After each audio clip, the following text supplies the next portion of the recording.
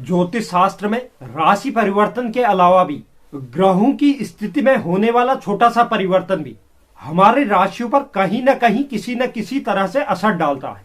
उसमें किसी भी ग्रह का अस्त होना बहुत अशुभ माना जाता है। जनवरी माह में बुद्धि और व्यापार के कारक ग्रह बुध ग्रह अस्त होने जा रहे हैं। जिस तरह रोज सूर्य पूर्व से उदय होकर पश्चिम में अस्त होते हैं, वैसे ही अन्य ग्रह भी उदय और अस्त होते हैं। हालांकि यह अस्त स्थिति सूर्य के एकदम निकट आने की स्थिति में होता है। जो अगर डिग्री वाइज सूर्य के जो भी ग्रह अत्यंत निकट आ जाता है तो वह ग्रह सूर्य के प्रकाश में अस्त हो जाता है। जब ग्रह अस्त होता है तो उसकी बल में कमी आ जाती है, वह ग्रह कमजोर हो जाता है। बुध ग्रह को हम प्रेम, खुशी, बुद्धि, व्यापार और धन का कारक ग्रह मानते हैं। जब यह ग्रह अस्त होता है तो इन सब क्षेत्रों में यह अशुभ प्रभाव देते हैं। इसके अलावा बुध ग्रह को वाणी का भी कारक ग्रह माना गया है। बुध ग्रह के अस्त होने से कई लोगों की आर्थिक स्थिति पर भी इसका बहुत बुरा असर पड़ेगा। इसके अलावा व्यक्ति को अपने लेन देन में हानि तथा निवेश में भी नुकसान का सामना करना पड़ सकता है। खास तौर पर उन लोगों को इसका ज्यादा प्रभाव होगा जो जातक मीडिया, वकालत या कारोबार से जुड़े हुए हैं। उन्हें इस अवधि में अत्यधिक सावधानी बरतने की आवश्यकता होगी। इसके अलावा सभी जातकों का धन हानि और खर्चे में वृद्धि का योग बनने जा रहा है। इस समय अवधि में बुध की अशुभ स्थिति का हमें असर कम हो, इसके लिए हमें माँ दुर्गा की आराधना करनी चाहिए। इसके अलावा हरी सब्जियों को बुध ग्रह से जोड़कर देखा गया है, तो हरी सब्जियों का सेवन करना या गाय को खिलाना भी इस अवधि में शुभ परिणाम देने वाला होगा। साथ ही साथ भगवान गणेश में दूर्वा अर्पित करना भी बुध की अस्त अवस्था में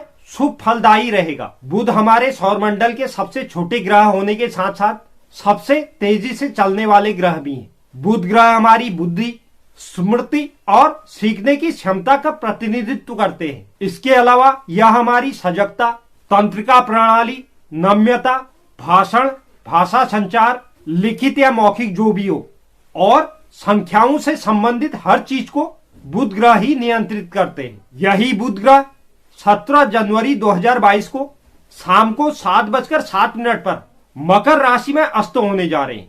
इसके बाद यह 29 जनवरी 2022 को अपनी अस्त अवस्था से बाहर निकलेंगे। तो बुध के इस मकर राशि में अस्त होने से जो हमारी 12 राशियां हैं वह किसी न किसी तरह से प्रभावित होंगी। तो आज की वीडियो में हम प्रथम की 6 राशियों के बारे में, जिसमें मेष, वृष, मिथुन, कर्क, सिंह, कन्या, इन 6 राशियों के बारे में हम आज की वीडियो में चर्चा करेंगे। बाकी बची हुई अन्य 6 राशियों के बारे में हम कल की वीडियो में आपसे चर्चा करेंगे।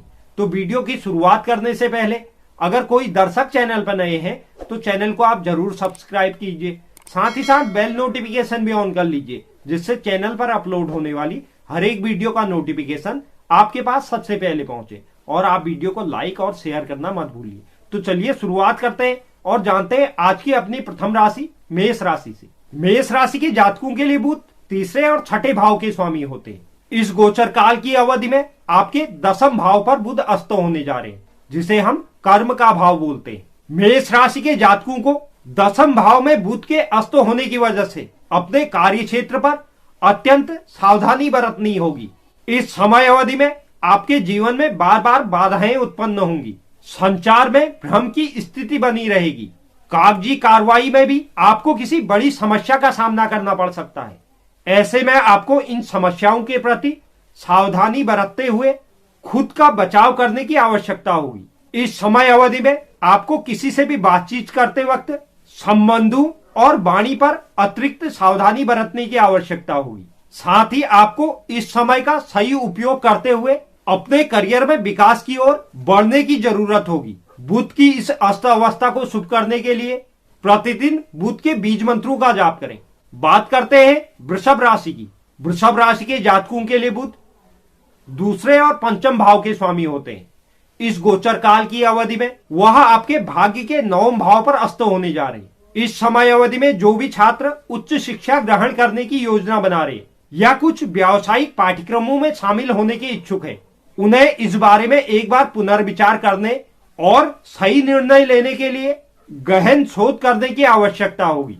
पारिवारिक जीवन के लिए भी इस अवधि में आपको अपने बड़ों और परिवार के सदस्यों के साथ बातचीत करते वक्त अपने शब्दों का चयन समझदारी से करने की आवश्यकता होगी, क्योंकि किसी बात को लेकर आपका कटाक्ष या आपके द्वारा की गई हंसी मजाक उन्हें आहत कर सकती है। इस अस्त अवस्था को शुभ करने के लिए मंदिर में हरे रंग का कपड़ा दान करें। बात करते हैं मिथुन राशि की। मिथुन राशि के लिए बुध लग्न भाव और चतुर्थ भाव के स्वामी होते हैं। इस अस्त अवस्था में वह आपके अष्टम भाव पर अस्त होने जा रहे हैं, जिसे हम अनिश्चितताओं का भाव बोलते हैं। ऐसे में बुध की अस्त अवस्था मिथुन राशि के जातकों के स्वास्थ्य पर बुरा प्रभाव डालेगी। साथ ही साथ आपको इस समय अवधि में अपने माँ के स्वास्थ्य का भी विशेष रूप से ख्याल रखना है, क्योंकि इस समय अवधि में उन्हें भी स्वास्थ्य से संबंधित कोई समस्या परेशान कर सकती है। ऐसे में आपको अपने खान पान के प्रति सचेत रहना है और शरीर को स्वस्थ बनाए रखने की आवश्यकता होगी। अगर आप शादीशुदा जातक हैं, तो आपको अपने ससुराल पक्ष की ओर से गलतफहमियों के कारण उनके साथ आपके संबंध खराब हो सकते हैं। इसलिए इस समय अवधि में इस चीज से आपको सतर्क रहते हुए अपनी वाणी पर भी कंट्रोल करने की आवश्यकता होगी। साथ ही साथ इस समय अवधि में धन से संबंधित कोई समस्या भी उत्पन्न हो सकती है। इस अस्त अवस्था को शुभ करने के लिए भगवान गणेश की नित्य आराधना करें। बात करते हैं कर्क राशि की। कर्क राशि के जातकों के लिए बुध 12वें और तीसरे भाव के स्वामी होते हैं। इस अस्त अवस्था में वह आपके व्यवसाय और दाम्पत्य के सप्तम भाव पर अस्त होने जा रहे हैं। बुध के व्यवसाय भाव पर अस्त होने की वजह से इस समय अवधि में आपको व्यवसाय में नुकसान उठाना पड़ सकता है या व्यवसाय में आपकी समस्याएं उत्पन्न हो सकती है। साथ ही साथ दाम्पत्य जीवन पर भी बुध के अस्त अवस्था का बहुत अधिक बुरा प्रभाव पड़ेगा, जिसकी वजह से आपका दाम्पत्य जीवन प्रभावित हो सकता है या आपका अपने जीवन साथी के साथ कोई मतभेद की स्थिति उत्पन्न हो सकती है। अगर आप इस समय अवधि में किसी नए व्यवसाय के बारे में सोच रहे हैं, तो बुध के उदय होने तक आपको इस कार्य को रोक कर रखना है, क्योंकि अभी किया गया नया व्यवसाय आपके लिए नुकसानदेह हो सकता है। इसलिए आप इस समय अवधि में ऐसे किसी भी कार्य से बचें। व्यवसाय से संबंधित किसी भी कागज पर दस्तखत करने से पहले आपको उसे अच्छी तरह जांच परखने की आवश्यकता होगी। प्रेमी जातकों को भी अपने प्रेमी के स्वास्थ्य पर विशेष रूप से ध्यान रखने की आवश्यकता होगी। कार्यस्थल पर भी आपको अत्यधिक परिश्रम या दबाव का सामना करना पड़ सकता है। बुध के इस अवस्था को शुभ करने के लिए भगवान गणेश को दूर्वा अर्पित करें। बात करते हैं सिंह राशि की। सिंह राशि के लिए बुध दूसरे और एकादश भाव के स्वामी होते हैं। इस अस्त अवस्था में रोग ऋण रिपु के छठे भाव में बुध अस्त होने जा रहे हैं। इस समय अवधि में आपको कई प्रकार के आर्थिक समस्याओं का सामना करना पड़ सकता है। आशंका यह भी बन रही है कि इस समय अवधि में आपको स्वास्थ्य से संबंधित कोई परेशानी परेशान कर सकती है। स्वास्थ्य से संबंधित समस्याओं में आपका धन खर्च हो सकता है। इस समय अवधि में सिंह राशि के कई जातकों को ऑनलाइन या कागजी कार्रवाई के दौरान पैसे के लेन देन के वक्त कोई धोखाधड़ी हो सकती है, जिसकी वजह से आपको भारी नुकसान उठाना पड़ सकता है। इसके लिए आप इस समय अवधि में धन के प्रति सतर्क रहें। इस समय अवधि में आपका किसी से मौखिक लड़ाई भी हो सकती है, इसलिए किसी भी तर्क वितर्क की स्थिति में पड़ने से पहले आप अच्छी तरह से सोच लें। हो सके तो इससे आप बचने की कोशिश करें। बुध की इस अस्त अवस्था को शुभ करने के लिए गाय को प्रतिदिन हरा चारा खिलाएं। बात करते हैं आज की अपनी अंतिम राशि कन्या राशि की। कन्या राशि के लिए बुध लग्न भाव और दशम भाव के स्वामी होते हैं।